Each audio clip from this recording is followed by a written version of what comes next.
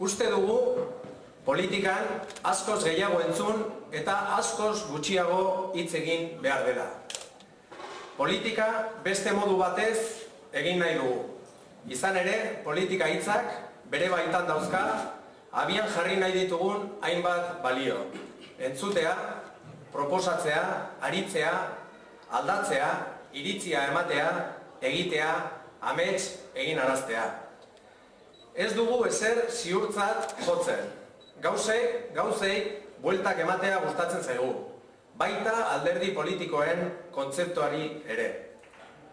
Bai, erakundetan egon nahi dugu, gauzak aldatzeko. Letra txikirik gabeko politika inauguratu nahi dugu. Ideia argiak gustuko ditugulako. Elkarrizketaren alde egiten dugu, beti, batzen gaitunearen bila. Egunero, 24 orduz irekia dagoen alderdia gara. Teknologia berriei esker askoz hurbilago gaude. Gizartearekiko konpromezua duen alderdia izan nahi dugu, zurekin, alegia. Garrantzitsuena dauzkazun ideiak dira, ez adina. Guztiok elkarrekin jarduten dugu. Adimen kolektiboan sinisten dugu. Bat eginda, banaka baino balio handiagoa daukagu. Taldean bakarrik eraikitzeko gauza izango gara. Hemen guztiok badaukagu zer esan. Ahots guztiak entzun behar direlako. Eta zeurea lehena.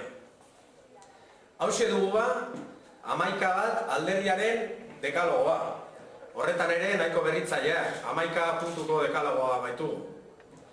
Azken puntu azpimarratu nahi nuke. Hemen guztiok badugu zer esan. Denok gara beharrezkoak eta inor ezinbestekoa.